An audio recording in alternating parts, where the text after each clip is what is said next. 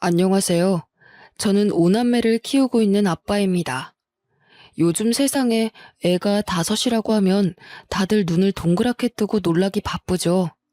저 역시 제가 오남매를 키우는 아빠로 살 줄은 상상도 못했는데 사람 일이라는 게 한치 앞을 모르니 재미있는 거죠. 그간 많은 사연들을 접해봤었지만 아마 저처럼 허무맹랑하고 절망스러운 사연이 또 있을까 싶습니다. 아내는 제가 첫눈에 반했던 첫사랑이었어요. 보자마자 어찌나 웃는 모습이 아름답던지 아무 생각이 나지 않고 멍해졌습니다. 처음으로 누군가를 절실하게 원해봤고 그리워해봤던 순간이었죠.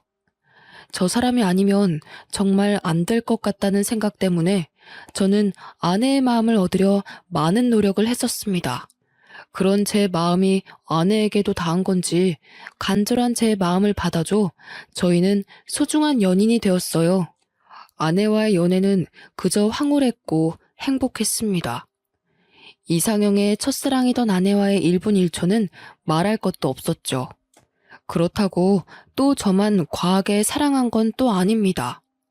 아내 역시 저 못지않게 제게 많은 사랑을 주었고 저희는 남부러울 것 하나 없이 행복한 나날을 보냈어요. 서로가 사회에서 성장해 나가는 모습들을 가장 가까이에서 지켜보며 응원을 해주며 사랑을 키워갔습니다. 긴 시간을 함께하던 끝에 저희는 결혼을 했고 첫사랑과의 결혼이라는 타이틀에 많은 이들의 부러움을 사게 되었죠. 긴 연애 끝에 한 결혼이었음에도 결혼 후 달라진 건 없었습니다. 여전히 아내를 보면 설레는 마음이 있었고 이 사람이 내 아내라는 게 믿기지 않을 정도로 참 좋았죠. 이렇다 보니 저희 부부는 사이가 정말 좋았고 동네에서도 지인들 사이에서도 유명한 인꼬 부부였습니다. 결혼 후 바로 아이가 생겼고 그 바람에 아내는 퇴사를 결정한 후 집에서 살림과 육아를 맡아줬어요. 분명 답답하고 힘들 법도 한데 제 아내는 오히려 밖에서 온종일 일하는 저를 더 걱정해줬고 많이도 챙겨줬습니다. 그 어린아이를 키우며 버겁고 힘들 텐데 단 한 번도 저녁 밥상을 대충 차려준 적이 없었죠. 그뿐 아니라 아침에도 손수 따뜻한 밥상을 차려주는 아내였습니다. 엄마로서도 아내로서도 100점이던 사람이었죠. 이런 아내와 토끼 같은 자식을 두고 있으니 솔직히 세상 부러울 게 없었어요. 저를 살아가게 하는 원동력이 바로 제 가족들이었죠. 문제 아닌 문제는 사이가 너무 좋아서 그런지 연달아 쭉 아이를 낳게 되었고 결국 5남매의 부모가 되었다는 겁니다. 저희 부부 모두가 아이를 좋아하고 원했기에 3명 정도를 낳을 생각이긴 했어요. 그러나 이렇게 5남매를 키우게 될 줄은 상상도 못했습니다. 사이도 좋았던 부부가 5남매를 키운다고 하니 주변에서는 엄청난 이슈였고 또 저희 부부를 대단하게 여겨주시더라고요. 요즘 아이 1명 키우는 것도 벅찬 세상에 5을 어떻게 키우냐며 대단하다고 말이죠. 저희 부부가 5남매를 낳고도 걱정 없이 살 수 있었던 건 솔직히 제가 버는 돈으로 충분히 여유 있게 살 수 있었고 아내가 집에서 해주는 살림과 육아 덕분에 가능했습니다. 아내도 저도 각자 맡은 일에 최선을 다했기에 5남매를 키우는 건 솔직히 큰 문제로 다가오지 않았죠. 사실 아내에게 미안한 부분들도 많았습니다.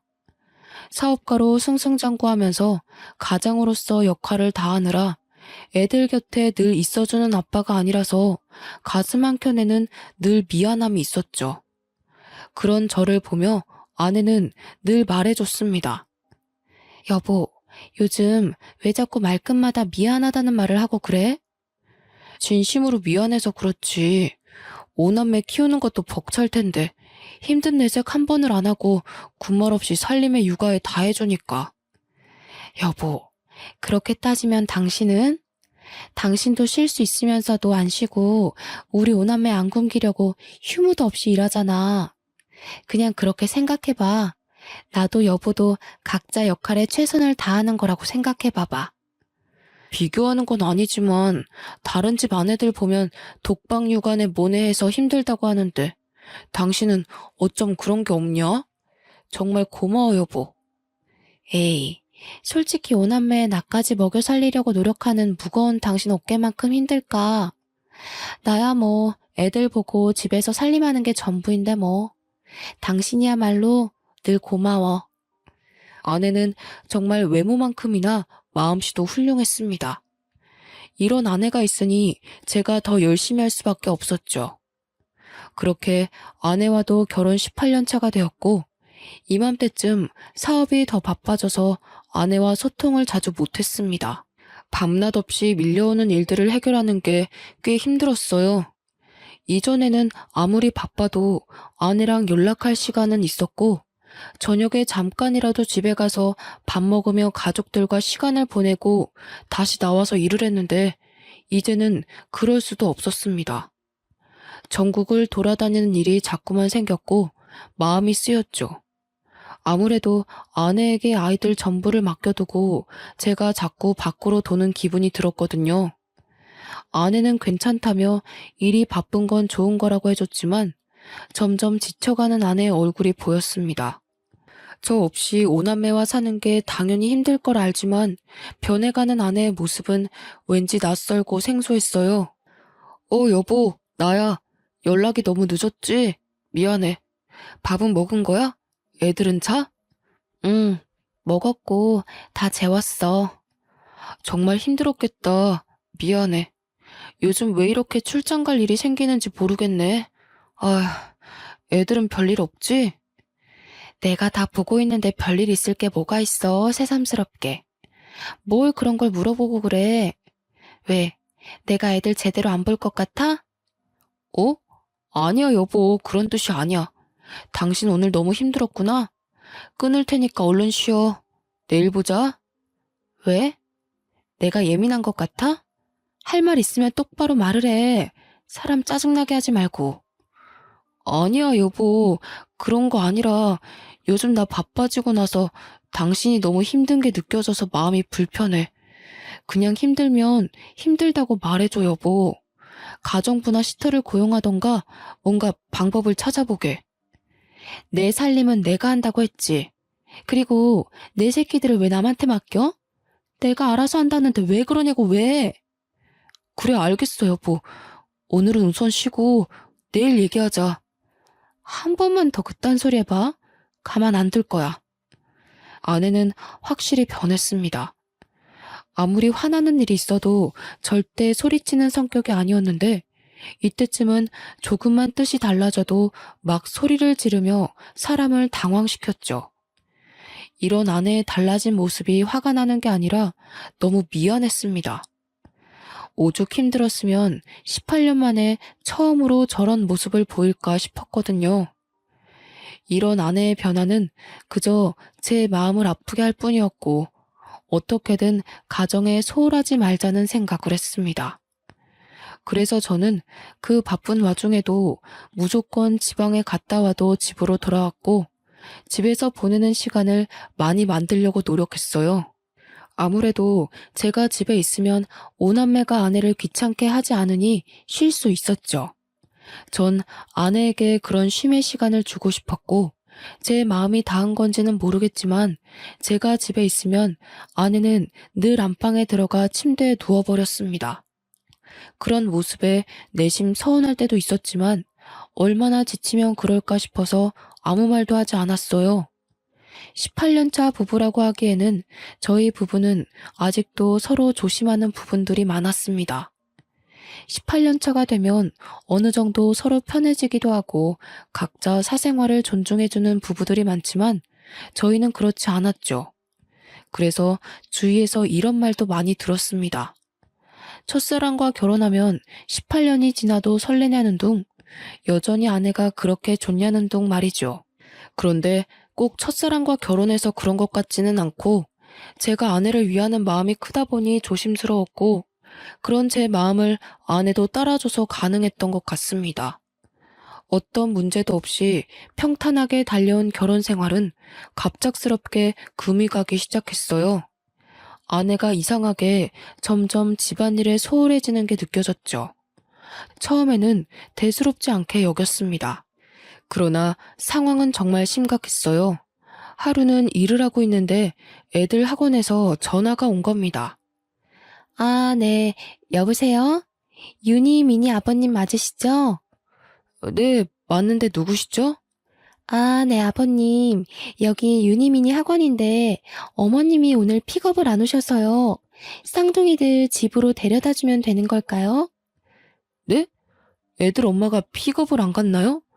아, 우선 제가 20분 내로 애들 데리러 갈 테니 잠시만 부탁드릴게요. 죄송합니다. 오남매를 키우며 단 한 번도 이런 일은 없었습니다. 심지어 아내가 몸져 누워도 아이들 픽업은 꼭 본인이 고집해서 했던 일이죠. 애들이 어느 정도 컸기 때문에 집 앞에 내려줘도 충분히 찾아올 수 있었지만 이건 아내가 강하게 고집하던 부분이라 저 역시 그걸 따라줬었습니다. 그런 아내가 셋째, 넷째 쌍둥이들 픽업을 안 갔다고 하니 놀라웠어요. 저는 급하게 애들 학원으로 가며 아내에게 수차례 전화를 했습니다. 5통째가 되니 그때서야 아내가 전화를 받았죠. 여보, 무슨 일 있는 거야? 지금 어디야? 둥이들 학원에서 전화 왔더라고. 그래서 급하게 내가 픽업 가고 있어, 지금. 아, 그럼 해결됐잖아. 왜 전화를 그렇게까지 해? 당신 의처증 있어? 뭐? 뭐라고 한 거야, 지금? 의처증이라니. 당신이 한 번도 이런 적이 없는데 전화도 안 받으니 놀랄 수밖에 없잖아. 내가 애야? 애도 아닌데 뭘 그렇게 걱정을 하는데. 나한테 집착 좀 하지 마. 숨 막혀 죽겠으니까. 당신 정말 말을 그렇게밖에 못해? 어떻게 그럴 수 있어? 그 짧은 시간 동안 내가 얼마나 걱정했는 줄 알아? 알겠다고. 근데 가고 있다며. 근데 어쩌라고. 뭐? 당신 정말 요즘 왜 그래? 힘든 게 있으면 말을 하라고 했잖아. 당신이 말하면 내가 안 들어주는 것도 아닌데 왜 자꾸 삐딱하게 나오는 거야? 아, 됐어. 그냥 나도 좀 놀고 싶고 쉬고 싶어서 그래. 됐니? 그냥 냅둬.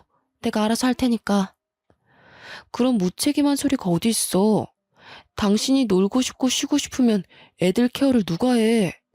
그러니까 내가 애들 시터 고용해서 맡기자고 했는데 그것도 싫다며. 그래놓고 애들 내팽개치고 놀고 싶다는 말이 나와? 더 할 말 없으니 그만 좀 떽떽거려. 짜증나 죽겠네. 이날은 결혼 생활 중 가장 잊을 수 없는 날로 기억되었습니다. 한 번도 못 본 아내의 여러 모습을 봤던 날이었죠. 급한 대로 애들을 픽업해 집으로 간 후 저는 생각이 많아졌습니다. 그제서야 바빠서 제대로 직면하지 못했던 집안 꼴이 보였어요. 늘 아이들 먹거리와 간식거리, 그리고 밑반찬으로 가득 차 있던 냉장고는 텅텅 비다 못해 음료수와 인스턴트로만 가득 차 있더군요. 그뿐 아니라 집안 상태는 엉망이었고 설거지는 가득했습니다. 그걸 하나하나 치우며 가까이에서 보니 집안 상태는 최악이었어요. 여기서 제가 충격을 받은 건 아이들끼리 하는 대화를 듣고였습니다. 첫째와 둘째는 고등학생, 중학생이라서 본인들 의견을 확실하게 말하고 표현할 수 있는 나이였죠. 야, 최솔, 너 어제 엄마랑 이야기해봤어? 아니, 해보려고 했는데 엄마가 집에 안 왔잖아. 오빠, 그냥 내 생각에는 아빠한테 말하는 게 좋을 것 같아. 솔직히 지금 이 상황을 좀 봐봐. 이건 아니잖아. 나도 아빠한테 말하고 싶은데 엄마랑 아빠 대판 싸울까봐 그렇지. 아, 모르겠다. 진짜 엄마 요즘 왜 그럴까? 내가 친구한테 말했는데 자기네 엄마랑 아빠도 이러다가 이혼했대. 엄마가 바람핀 거 걸려서. 야, 최솔, 말 함부로 하지 마. 네 친구네 집이랑 우리 집이랑 같아? 엄마는 그냥 잠깐 방황하시는 거겠지. 엄마가 그럴 사람이냐? 아니, 솔직히 난 이상한 게 한두 가지가 아니야. 오빠는 남자라서 잘 모르겠지만 뭔가 동생들도 다 뭔가 아니야, 됐다. 첫째와 둘째의 대화는 머리를 한 대 얻어맞은 것처럼 충격적으로 다가왔습니다. 순간적으로 애들 방문을 확 열고 들어가 무슨 말이냐고 물어볼까 싶었지만 전 그러지 않았어요. 제 머릿속이 너무 복잡해서 이것들을 정리할 시간이 필요했죠. 생각해보니 아내는 단 한 번도 본인 입장을 내세워 본 적이 없었습니다. 늘 제가 원하는 대로 하려고 했고 아이들이 원하는 대로 살았던 사람이었죠. 그런 사람이 갑자기 이렇게 돌변한 건 단순한 이유는 아니겠다 싶었고 전 생각에 잠겨버렸습니다. 어쩌면 아내가 저에 대한 마음이 식어버려 더는 결혼 생활을 유지하고 싶지 않을 수 있겠다는 극한의 상황까지 가버렸죠. 하지만 멍청하게도 저는 아내에 대한 마음이 변한 게 하나 없었고 아내가 저렇게 된 게 전부 제 탓 같았습니다. 마음이 아프고 머릿속이 혼란스러웠어도 저는 오남매의 아빠이니 일을 해야 했습니다. 복잡한 심경은 잠시 뒤로 하고 다시 일에 집중하며 살았어요. 여전히 아내는 밖으로 돌았고 첫째와 둘째가 막내까지 돌보고 있다는 사실을 알게 되었습니다. 결국 아내의 의견을 듣지 않고 가사 도우미와 베이비시터를 고용해 아이들을 맡겼죠. 아내에게 대체 왜 그러냐고 따져 묻고 싶어도 너무 바빠서 그럴 시간도 없었고 아내랑 마주할 시간도 없었어요. 분명 아내도 베이비시터와 가사 도우미를 고용한 걸 알 텐데 제게 아무 말도 하지 않는 걸 보고 절망했습니다. 이제 정말 걷잡을 수 없을 정도로 아내와 멀어진 기분이 들었죠. 조금만 지나면 제가 숨 쉴 틈이 생기니 그때가 되면 아내에게 대체 왜 그러냐고 물어보려던 참이었어요. 그러던 어느 날 첫째에게 연락 한 통을 받았고 모든 게 무너지는 기분이었습니다. 다급하게 통곡을 하며 전화가 왔고 그 전화 내용은 셋째가 교통사고가 났다는 연락이었죠. 놀란 마음에 엄마는 어디 있는지 물어볼 새도 없이 정 곧장 병원 응급실로 향했습니다. 그렇게 도착해보니 첫째와 둘째가 울며 의식 없는 셋째 곁을 지키고 있었고 병원 관계자들은 저를 보며 보호자가 맞냐고 묻는데 정말 하늘이 무너지는 기분이었어요. 셋째가 사고가 났는데 보호자인 애엄마가 연락 두절이라 애들이 이러지도 저러지도 못했더라고요. 제게도 물론 전화를 했으나 전 회의 중이라 아예 받지도 못했습니다. 그 긴 시간 동안 애들끼리 얼마나 무섭고 불안했을지 또 셋째는 얼마나 아팠을지 생각하면 가슴이 찢어지는 기분이었죠. 정신이 없었지만 차근차근 해결해 나가려 정신을 딱 붙잡았습니다. 그런데 또 충격적인 얘기를 들어야 했어요. 보호자분, 환자분과 보호자분 수혈 적합 검사를 실시해 보았는데 수혈 자체가 불가능하세요. 지금 환자분 혈액 수치가 너무 떨어져서 B형의 혈액을 구해서 응급 수혈해야 되거든요. 여기 보호자가 수혈 동의서 작성해 주셔야 되세요. 네? 왜 수혈 검사가 안 되는 거죠? 아니, B형이요? 제가 윤이랑 혈액형이 같은데 무슨 말씀이세요? 윤이 A형 아닌가요? 네? 아니에요. 방금 검사실에서 연락받았는데 최윤님 B형이라고 확인받았습니다. 혹시 A형으로 알고 계셨어요? 일단 수치가 계속 떨어지니 서명 좀 바로 부탁드려요. 저는 정말 당황스러웠습니다. 우리 셋째가 B형이라니. 저랑 아내는 모두 A형인데 어떻게 B형이 나올 수 있겠습니까? 그제서야 셋째가 저와 닮은 구석이 없는 게 눈에 보이더라고요. 그러나 아내는 닮은 구석이 있기도 했고 오남매가 각자 다르게 생겼으니 그럴 수 있겠지 생각하며 살았습니다. 외적으로는 닮은 게 없었지만 살다 보니 뭔가 저랑 비슷한 구석들이 보였거든요. 아니, 더 정확하게는 애초에 친자가 아닐 거라는 의심을 해본 적이 없었죠. 셋째와 저의 유전자 검사를 진행하는 과정에서 혹시나 하는 마음에 오남매 전부 친자 검사를 실시했습니다. 사실 두려웠어요. 이미 셋째는 제 친자가 아닌 걸 알게 되었고 셋째가 쌍둥이니까 넷째도 친자가 아니라는 소리였죠. 그런데 혹시라도 오남매 중 한 명도 내 핏줄이 없다면 이 상황을 어떻게 헤쳐나가야 할지 모르겠더라고요. 그리고 대체 아내가 왜 이런 짓을 한 건지 납득할 수 없었습니다. 떨리고 두려운 마음으로 오남매의 친자 검사를 모두 했고 믿고 싶지 않은 결과를 확인하고 손이 떨리기 시작했습니다. 어떻게 5아이 모두가 친자가 아니라는 결과가 나올 수 있을까요? 저는 아직도 믿기지 않습니다. 결과가 확실하냐고 몇 번이나 되물었죠. 참 믿기지 않았던 게 저희 부부는 사이도 좋았고 자연 임신을 수도 없이 시도를 했습니다. 그렇기에 오남매를 무리 없이 낳아서 키울 수 있던 건데 친자가 아니라뇨. 여태 자연 임신을 시도했던 건 대체 뭔가 싶었고 저는 혼란 속에 비뇨기과로 향했습니다.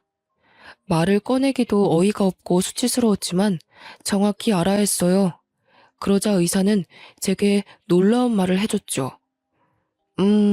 최준호 씨, 혹시 모르셨던 건가요? 네? 제가 뭐를 몰라요?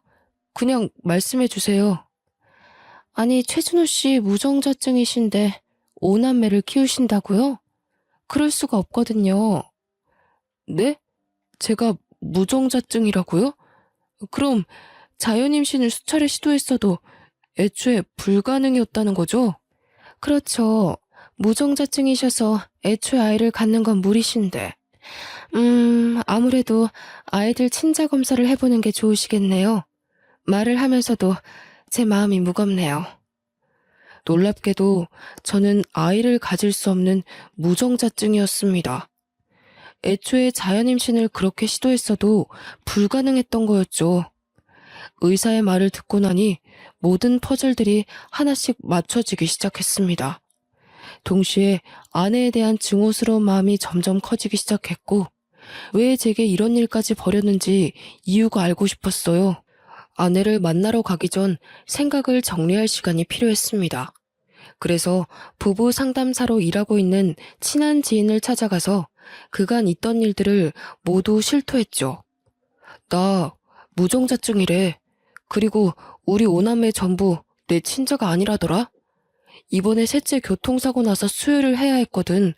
그래서 내피 주려고 병원에 말했더니 친아빠가 맞냐고 하더라. 혈액형이 다르다고. 참, 뭐야? 너 이거 사실이야? 친자 검사를 해본 거야? 5명 전부 해봤더니 오남매 전부 내 친자가 아니래. 나는 지금 이것도 충격이지만 대체 그 사람이 왜 나한테 그랬는지 너무 알고 싶어. 나는 몰랐어도 본인은 알았을 거 아니야. 그런데 어떻게 18년을 감쪽같이 속이고 살았을까? 이건 보통 일이 아닌데? 너 괜찮냐? 하도 어이가 없고 충격적이라서 눈물도 안 나온다. 그냥 집사람이랑 대면을 해야 하는데 그 입에서 무슨 말이 나올까 무서워. 나랑 결혼 생활을 하는 내내 외도를 했다는 거잖아. 맞지? 준호야, 내 말 잘 들어. 우선 너 정신 똑바로 차려야 해. 알겠지? 집사람 분명히 불륜이니까 증거 똑바로 잡아야 해. 열받고 감정이 격해지겠지만 결국 이성 찾고 증거를 찾는 게 준호 네가 이길 수 있는 방법이고 복수할 수 있는 방법이야. 어떻게 증거를 찾아야 할지도 모르겠어. 그냥 머릿속이 백지처럼 새하얘. 내가 아는 탐정이 있거든? 내 지인인데 정말 합법적으로 증거 잘 찾아주니까 그쪽 도움 받아봐. 내가 말해둘게. 알겠지? 혼란스러워 아무 생각도 할 수 없었던 저였지만 지인의 도움으로 조금씩 자리를 잡아가게 되었습니다. 아내에게 왜 그랬냐고 당장이라도 따져묻고 싶었지만 지인과 대화를 해보니 증거를 찾는 게 우선이라는 생각이 들었죠. 그래서 열받고 분하지만 증거를 찾을 때까지는 입을 다물고 있기로 했어요. 솔직히 많은 생각이 들었습니다. 오남매 모두 아빠가 다른 건지 아니면 다 같은 아빠인 건지 이것조차 알 수 없는 상황이니 미치고 팔짝 뛸 노릇이었죠. 그렇게 하루하루를 애타며 그 결과를 기다렸고 드디어 아내의 화려한 비밀을 알게 되었습니다. 아마 제 사연을 읽는 분들도 많이 놀라실 텐데 차분히 말해볼게요. 아내에게 상간남은 총 4명이었습니다. 여기서 멈추지 않았던 충격은 이 4명의 상간남들이 전부 저희 집 맞은편 아파트에 살고 있었죠. 결국 애 5을 키우는 애엄마가 한 동네에서 5살림을 하고 있었다는 말인데 전 정말 쓰러질 뻔했습니다. 얼마나 간이 크면 어떻게 이런 짓까지 할 수 있었을까요? 더군다나 애들과 같이 사는 이 동네에서 그러고 싶었을까요? 증거를 찾아다 주신 탐정이 제게 이런 말을 했습니다. 제가 탐정일 10여 년 동안 하면서 이렇게 미친 여자는 처음 봅니다. 애엄마가 집 앞에서 5살림을 차린 건 진짜 처음 봐서 제가 며칠 내내 주의 깊게 본 거였거든요. 제가 착각했을까 봐요. 정말 5살림 맞나요? 증거를 받긴 했는데 아니 상식적으로 믿기지가 않아서요. 별꼴 다 보는 저도 황당한데 얼마나 놀라셨겠어요. 다른 거 다 필요 없고 얼른 이 증거로 상간남 소송 싹 다 해버리고 이혼하세요. 저 여자는 고쳤을 것도 없어 보입니다. 본인의 일이 저렇게 불륜 저지르는 사람들 증거를 찾아주는 일이지만 이런 수준은 처음 봤다며 많이 놀라더군요. 그 놀라는 모습을 보고 있자니 제가 더 마음이 불편했습니다. 탐정이 힘들게 찾아준 4명의 상간남 머리카락을 저희 자식들과 친자 검사를 실시했습니다. 어이가 없어서 말이 나오지도 않았어요. 이 상간남들이 전부 우리 오남매 친부들인데 하나같이 모두 화려하더군요. 첫째 아들의 친부는 우리 집 앞집에 살고 있던 노총각이었죠. 앞집에 사는 사람이라 한두 번 마주친 게 아니라 더 소름 끼쳤습니다. 심지어 우리 첫째랑도 마주친 적도 있었고 놀이터에서 노는 저희를 보며 애가 참 잘생겼다고 놀아준 적도 있었어요. 지금 와서 생각해보면 저랑 애만 빼고 둘은 아주 스릴 넘치는 짓거리를 하며 그 더러운 관계를 유지했더라고요. 첫째 친부의 정체를 알고 나자 온몸에 힘이 빠졌지만 아직도 들을 상간남들이 너무 많이 남아서 멍하니 들었습니다. 둘째 딸아이는 우리 집 윗윗집에 살고 있는 60대 유부남이라고 하더군요. 이 집은 제가 또 잘 알아서 눈물이 날 것 같았습니다. 60대 부부가 참 열정이 넘쳤고 자주 마주치게 되어 저희 집에서도 그 집에서도 함께 술자리를 자주 가졌었죠. 제가 형님, 형수님 하며 깍듯하게 대했고 서로 참 잘 지냈는데 어떻게 이런 일이 생길 수 있는 건지 모르겠더라고요. 심지어 아내가 둘째 임신했을 때 그 형님과 형수님이 저 대신 아내를 잘 챙겨주셔서 비싼 선물도 자주 해드렸었습니다. 그런데 지금 와서 보니 형님은 지혜를 임신한 아내를 챙겼던 거였죠. 저와 형수님을 제대로 기만한 거였습니다. 세상에 믿을 사람 하나도 없다지만 어떻게 이런 일이 있을 수 있을까요? 저는 둘째 친부의 정체를 듣고 참았던 눈물이 쏟아졌고 멘탈이 무너졌습니다. 더는 버틸 수 없었고 듣고 싶지도 않았죠. 그러나 너무 야속하게도 들어야 했고 알아야 했습니다. 셋째, 넷째, 우리 쌍둥이들 친부는 맞은편 아파트에 살고 있는 20대 건장한 청년인데 아마 눈마저 어떻게 불륜을 저지르다 애가 생긴 것 같았습니다.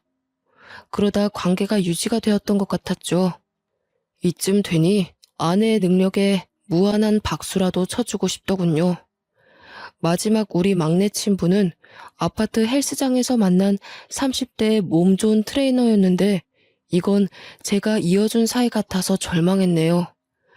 아내가 체력적으로 많이 힘들어하고 애들 보느라 답답해하는 게 마음이 불편해서 아파트 상가에 있는 헬스장이라도 가라고 돈까지 쥐어줬거든요. 가기 싫다는 아내에게 꼭 가서 운동하라며 다그쳤죠. 아내가 우울증이 올까봐 어디라도 나가서 조금 움직였으면 하는 마음이었는데 거기서 트레이너랑 눈이 맞아 막내가 태어날 줄은 몰랐죠. 노총각의 60대 유부남에 20대 청년에 30대 트레이너까지. 한 동네에서 이렇게 바람을 피는 것도 아주 대단하다 싶었습니다. 능력이 아주 좋은 거겠죠? 저는 자리를 깔아줘도 못할 것 같았거든요. 눈이 확 뒤집혔고 충격을 너무 많이 받아서 말도 제대로 못하고 있었는데 아내가 집으로 왔습니다. 한동안 외박도 말없이 하고 집안일은 아예 손을 떼버렸고 애들도 제대로 보지 않았죠. 아내가 오면 다툴 게 뻔했고 이 놀라운 사실을 애들이 듣기는 원치 않았습니다. 혹시 몰라 이웃집에 나눠서 애들을 맡겨뒀고 불 꺼진 집에 조용히 앉아있으니 아내가 놀라서 먼저 말을 하더군요. 아, 깜짝아. 뭐야. 집에 있으면서 인기척도 안 내고 불은 왜 다 끄고 있어? 애들은? 이게 뭐냐? 당신 눈으로 직접 봐봐. 아주 재밌던데? 뭐야? 당신 나 미행이라도 한 거야? 어떻게 이 사진들이 다... 내가 시간이 남아 돌아? 이딴 더러운 짓 하는 아내 미행이나 하고 다니게? 너 정말 화려하더라. 너무 더러워서 말도 못 꺼내겠다. 노총각의 60대 유부남의 20대 남자의 30대 트레이너까지. 당신 대단하더라. 여보, 그게 내가 다 설명할 테니까 기회를 줘. 응? 무슨 설명이 필요해. 애 5을 낳은 엄마가 한 동네에서 5살림을 하고 있었는데. 안 그래? 나 하나만 좀 물어보자. 나한테 대체 왜 그런 거냐? 내가 당신을 좋아해주니까 만만했어? 난 좀 머저리 같으니까 남편으로 두고 당신은 욕구 풀고 다닌 거야? 여보, 정말 그런 거 아니야. 웃기지 마. 뭐가 아닌데 대체. 애가 5인데 내 친자식이 한 명도 없다는 걸 어떻게 받아들일까? 어? 너는 내가 가만 안 둘 거야. 날 기만한 죄도 있지만 5남매들 인생도 꼬이게 한 죄값 내가 받게 해줄 거라고. 애들이 당신 실체를 알아봐. 얼마나 충격 먹겠냐, 어? 나도 애들이 누구 애인지 몰랐다고. 한두 명이어야 나도 계산하지. 한 명도 당신 친자가 없는 건 나도 몰랐다고. 아, 물론 섞인 건 알았지만, 진짜 몰랐다고 나도. 미친 소리 하고 있네. 당신이 사람이냐? 짐승이지. 입이라도 다물고 있어. 추하다 당신. 아내와 대화를 했지만 역시 말 같지도 않은 소리를 하며 저를 더 열받게 했습니다. 애들 아빠가 섞인 건 알았지만 누가 누구 아이인 줄 몰랐다는 말을 듣고 충격을 받을 수밖에 없었죠. 거기다가 친자가 하나도 없을 줄 몰랐다는 말에 전 기함을 토했습니다. 더는 아내를 상대하고 싶지도 않았고 저는 정신을 바짝 차리고 아내에게 복수를 했어요. 저렇게 개념 없는 아내에게도 약점이란 게 있었습니다. 바로 교수인 장인과 교감인 장모였죠. 워낙에 엄격하신 분들이라 이 사실을 알면 제가 뭘 하지 않아도 난리가 날 걸 알고 있었고 그걸 노렸어요. 장인 장모님께 드릴 말씀이 있어서요. 거두절미하고 이 사진들 좀 보세요. 자네 지금 이게 뭐 하는 겐가? 갑자기 찾아와서 무슨 이런 흉측한 사진들을. 이거 지금 우리 아영이가 맞나? 어? 바른 대로 말해보게. 네, 맞습니다. 저희 동네에서 5살림을 하고 있었더라고요. 우리 첫째 아빠는 앞집 총각이고 둘째 아빠는 윗윗집 60대 유부남입니다. 그리고 둥이들 아빠는 맞은편 아파트 20대 남자고 막내는 아파트 헬스장 30대 트레이너예요. 한마디로 제 자식은 하나도 없다는 말입니다. 뭐야? 이게 사실인가 자네? 네, 사실이죠. 곧 그 사람도 올 겁니다. 제가 미리 선수 쳐서 온 거예요. 제가 이걸 보여주니 미안하다고 비는 것도 아니라 뭐라는 줄 아세요? 애들이 섞여 있는 줄은 알았지만 누가 누구애인지는 몰랐다고 하던데요. 심지어 제 친자식이 아예 없을 줄은 몰랐다고 변명까지 했습니다. 이런 망할 것 같으니라고. 당신 뭐해? 당장 전화해서 집으로 튀어오라고 해. 안 그래도 전화 중이에요. 모든 얘기를 듣고 증거들을 본 장인 장모는 난리도 아니셨죠. 교육자 집안에 이런 오점은 있을 수 없다며 아내를 호적에서 파내고 쫓아냈습니다. 아내가 와서 빌고 또 빌었지만 어느 정도 수준이 돼야 용서도 해주는 것이라며 이 정도 수준은 용서조차 구하는 것이 잘못이라고 하셨죠. 역시 제가 본 장인 장모님답게 팔이 안으로 굽지 않고 현명하게 대처를 해주셨어요. 장인 장모의 돈이 없으면 개뿔도 없는 아내이기에 아내는 빌고 또 빌어야 했습니다. 그럼에도 불구하고 장인 장모는 아예 아내를 쳐내버렸고 저 역시 법적 대응을 시작했죠. 이 시간이 제게 너무 힘든 시간이었는데 장인 장모가 수없이 찾아와 사죄했습니다. 아내를 잘못 키웠다며 너무 미안하다고, 사위 인생 박살내서 면목이 없다며 참 마음이 아플 정도로 우셨습니다. 아내가 정신을 못 차리니 두 분이 부모인 죄로 대신해서 사죄를 하고 싶다고 하셨죠. 사실 두 분 잘못이 뭐가 있겠습니까? 저 역시 두 분께는 악감정은 없었기에 그만하셔도 괜찮다고 늘 말을 했습니다. 아내와 법적으로 다투던 것들이 이혼뿐 아니라 많고 다양한 상간남 소송을 전부 하고 있었고 양육권 문제도 있었죠. 사실 제 친자는 하나도 없는 우리 오남매는 아내가 키우는 게 맞긴 합니다. 그러나 저런 능력도 없는 아내에게 오남매를 보내고 싶지 않았어요.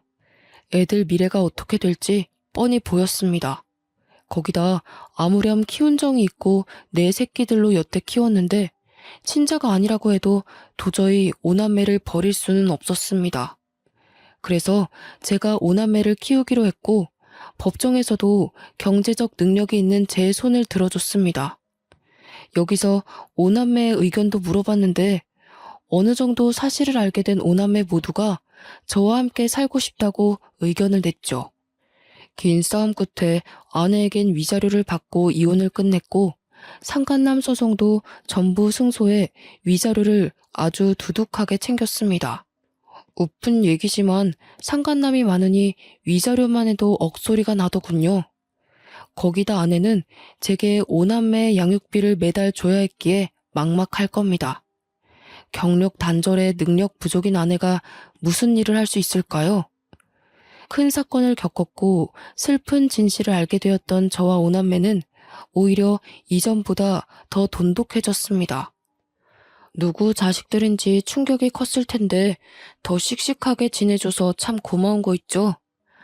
아내와 살았던 기억을 전부 잊어내고 싶었고 5살림이나 차린 그 동네에서 오남매와 살기 싫었기에 저희는 기회 삼아 더 좋은 집으로 이사를 했어요. 이사 후 이모님들 도움을 받아서 살림과 아이들 양육을 하고 있지만 또 큰애들이 동생들을 잘 돌봐주기도 해서 저는 걱정 없이 돈을 벌고 있습니다. 그리고 끝까지 사죄하시던 장인 장모님이 아내는 버렸지만 오남매와 저를 놓지는 못하셨어요. 제가 일이 바쁜 것도 알고 오남매를 엄마 없이 키우려면 얼마나 신경을 많이 써야 하는지 아셨기에 따뜻한 손길을 내밀어 주셨습니다. 간혹 이모님들이 사정이 있거나 하면 두 분이 오셔서 오남매를 봐주시기도 하고 오남매 각자에게 통장도 지어주시고 노력을 많이 하고 계세요. 처음에는 아예 연을 끊어버리고 싶었으나 두 분에게는 애틋한 손주들이라 그럴 권리는 없다고 판단해서 아내와 절대 접촉하지 않는 조건으로 허락을 했습니다. 이렇게 오남매와 새로운 터에 자리를 잡고 다시 여유가 생기니 문득 전처가 어떻게 지내는지 궁금하더군요. 그런데 아내의 소식을 윗윗집에 살던 형수님께 들었습니다. 제가 상간남 소송을 하면서 유부남이었던 둘째 친분에도 풍비박산이 났거든요. 형수님과 함께 서로 울면서 참 고통을 겪어냈었는데 1년이 지나고 전화 한 통이 왔었죠. 잘 지내고 있지? 애들도 괜찮고? 너도 괜찮은 거지? 네, 저희는 이제 안정을 되찾았어요. 그나저나 형수님은 괜찮으세요? 나는 거기 싹 정리하고 이혼하고 위자료 두둑하게 챙겨서 공기 좋은 곳에서 조용히 살고 있어. 다음에 애들 데리고 놀러와. 쉬고 싶을 때. 잘하셨어요. 너무 충격받으셨을 텐데 형수님도 마음 놓고 편하게 사세요. 다음에 꼭 놀러 갈 테니까 그때까지 건강하셔야 해요. 참, 애들 엄마 소식 들었거든. 여기 살림 차린 상간남들 전부 버렸다고 하더라. 상간남 소송하면서 직장에 소문나서 잘린 사람도 있었고, 우리처럼 이혼한 집도 있고 뭐 그래서 그런지 하나같이 다 버렸다고 하더라고. 아, 그래요? 그거 참 잘 됐네요. 쌤통이네요. 음, 더 쌤통은 친정에서도 버림받았잖아. 그래서 지금 오갈 곳도 없고 돈도 없어서 숙식 제공해주는 식당에서 설거지하고 뭐 그런가 봐. 5살림하며 화려하게 살던 게 아주 꼴 좋더라. 우연히 들은 전처의 소식은 한편으로는 불쌍하면서도 쌤통이었습니다. 그러게 조용히 잘 살지 왜 그렇게 무모한 짓을 해서 팔자에도 없는 고생을 하며 살까 싶었죠. 저는 지금도 앞으로도 오남매만을 위해 살 겁니다. 주변에서는 그렇게까지 왜 책임을 지냐고 하지만 누가 뭐라고 해도 제 자식들이거든요. 제 사연을 끝까지 봐주신 분들도 왜 친자가 아닌데 키우냐는 말보다는 오남매와 제 앞날을 응원해 주시길 바랄게요. 긴 사연 들어주셔 감사드리고 돌다리도 두들겨 보고 건너자고요, 우리.